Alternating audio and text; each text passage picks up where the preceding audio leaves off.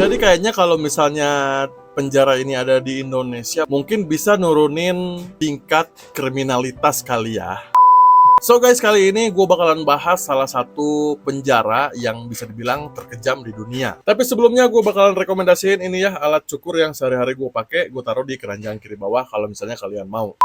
Jadi penjara ini tuh namanya Bangkwang yang ada di Thailand. Kalau orang lokal nyebut penjara ini tuh Bangkok Hilton. Tapi jangan salah, ini bukan kayak hotel-hotel itu ya. Ini penjara yang bakal bikin hidup lu tuh berakhir sebelum waktunya. Jadi gini, tahanan di sini tuh ya rata-rata tahanan yang mau dihukum atau penjara seumur hidup. Kalau kalian tahu, ketika mereka masuk, itu tuh kakinya langsung dirantain ya. Terus dirantainnya itu nggak cuma sehari dua hari loh, kadang bisa bertahun-tahun lamanya. Terus kalau soal makanan, jangan berharap banyak deh. Kalau misalnya kalian sering lihat di penjara-penjara ya, makanan itu kan standar aja gitu. Nah ini cuma buat kenyang doang, cuma buat lo bertahan hidup doang. Nggak peduli gizi, nggak peduli apapun itu. Tapi kalau misalnya napi-napi di sini pengen makan enak, itu bisa aja, cuman harus beli pakai uang sendiri. Kondisi selnya juga udah gila banget. Jadi satu sel kecil itu bisa diisi sama puluhan orang bro. Kadang tidur aja kalian tuh nggak bisa terlentang ya, nggak bisa tiduran gitu, merem tapi mungkin sambil duduk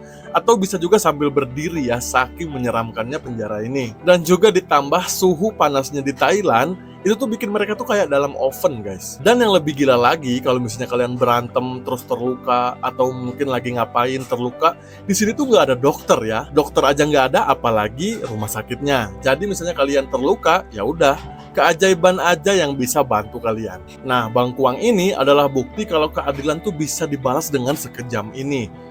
Ya kalau misalnya di sini ada atau mungkin udah ada ya, cuman kita aja yang nggak tahu. So guys, kalau misalnya kalian udah hidup tenang, jangan deh melakukan kriminal kayak gitu ya. Nanti kalau misalnya kalian melakukan hal kriminal dan dapat penjaranya kayak gini, ya udah berakhir hidup kalian. Terus itu dia salah satu penjara terkejam di dunia. Nanti gue bakalan bahas penjara-penjara yang lainnya. See you on the next. Ciao.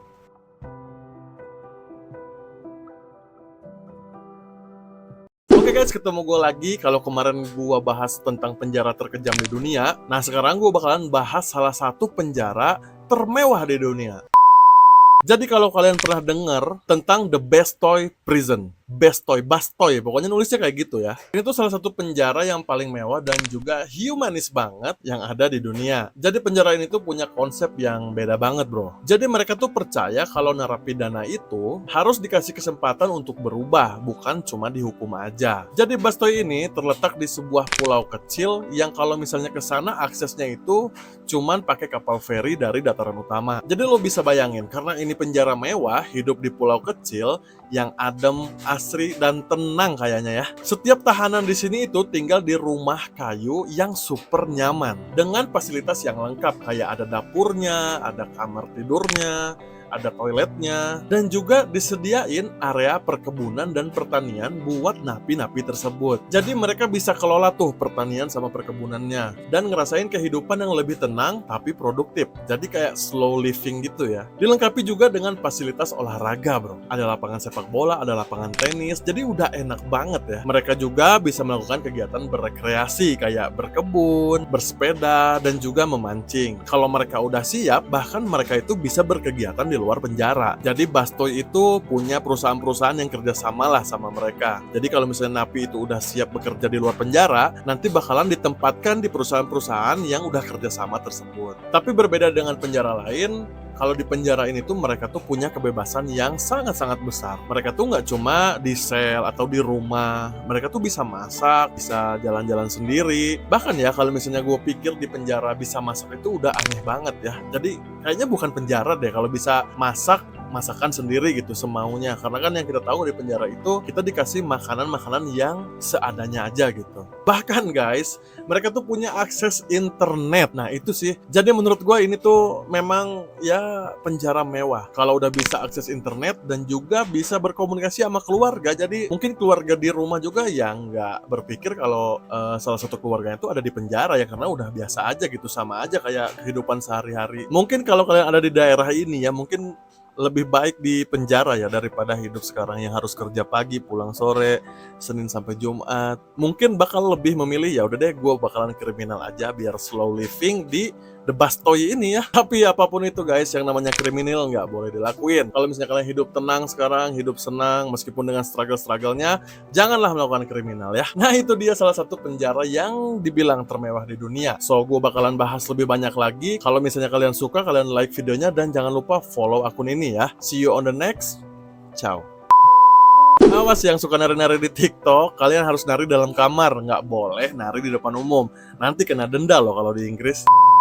Halo semuanya guys, balik lagi di video gua. Kali ini gua bakalan bahas tentang peraturan-peraturan yang aneh tapi pernah ada di dunia. Dan salah satunya adalah peraturan yang melarang kita menari di depan umum. Nah, kalau kalian pernah dengar, ini tuh peraturan yang dinamai The Law of Dancing di kota Ashburn. Jadi kota ini tuh ada di negara Inggris. Ini nih salah satu peraturan atau hukum yang menurut gue aneh sih, tapi ini tuh benar-benar pernah ada. Jadi dilarang menari di depan umum itu bukan setiap hari ya guys, tapi hanya di hari Jumat Agung. Peraturan ini tuh udah ada sejak abad 12. Dan walaupun peraturan ini tuh nggak relevan sama zaman sekarang, tapi bro, percaya nggak percaya, peraturan itu masih ada loh. Jadi peraturan itu dibuat karena dulu masyarakat tuh menganggap kalau misalnya di Jumat Agung dan itu ada orang yang menari, itu dianggap nggak sopan atau nggak menghormati. Nggak cuma itu aja, lo juga harus tahu kalau di beberapa tempat di Inggris, hukum tentang dilarang menari ini bahkan melibatkan hal-hal yang lain. Ya kayak mengatur siapa aja sih yang boleh menari di depan umum dan siapa aja yang nggak boleh.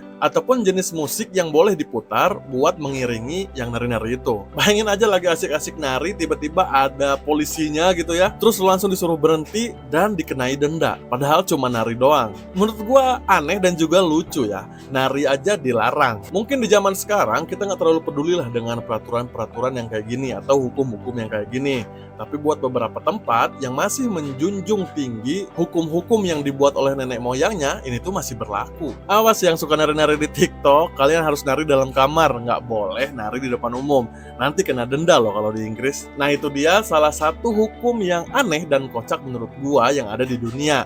Nanti gua bakalan bahas lagi tentang info-info lainnya. Kalau kalian suka, kalian like dan juga follow akun gua. See you on the next. Ciao. Oke semuanya guys, kalian tahu nggak? Sholat 5 waktu yang kita lakukan sekarang itu tuh karena Isra Mi'raj.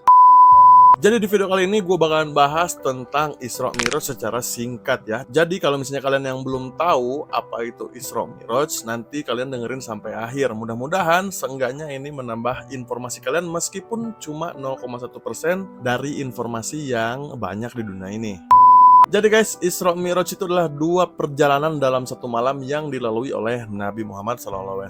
Yang pertama adalah Isra, yaitu perjalanan dari Masjidil Haram ke Yerusalem, tepatnya ke Masjid Al-Aqsa. Nabi Muhammad itu mendungangi buruk ya guys ya, jadi semacam hewan yang memiliki kecepatan yang nggak bisa kita bayangkan. Jadi kalau misalnya di zaman sekarang itu nggak relevan ya, kalau misalnya ada hewan yang kayak gitu. Bayangin dalam satu malam itu dari Masjidil Haram ke Aqsa bisa sampai gitu. Nah di sana barulah Nabi Muhammad melakukan sholat berjamaah dengan nabi-nabi yang lain. Sedangkan Mi'raj adalah perjalanan dari Masjid Al-Aqsa menembus langit ke-7 guys. Jadi nggak ada lagi selain Nabi Muhammad yang bisa datang ke Sidratul Muntaha. Nah disinilah Nabi Muhammad itu dihadiahi oleh Allah Subhanahu Wa Taala untuk melakukan sholat 50 kali dalam sehari, yang gunanya untuk mendapatkan keberkahan atau ridho atau mendekatkan diri ke Allah Subhanahu Wa Taala. Namun pada saat itu Nabi Muhammad langsung ditahan oleh nabi-nabi yang lain atau disarankan untuk menurunkan kuantitas sholatnya menjadi 5 waktu sehari. Nah, makanya sholat 5 waktu yang sering kita lakukan itu tuh berawal dari Isra Mi'raj. Jadi sebenarnya guys, sholat 5 waktu itu adalah hadiah sekaligus perintah dari Allah ke Nabi Muhammad dan juga umatnya. Dan sampai sekarang masih kita lakukan. Nah, dari perjalanan Isra Mi'raj inilah menjadi pengingat bagi kita bahwa keajaiban Allah itu sungguh luar biasa. Bayangin aja, dari Masjidil Haram ke Al-Aqsa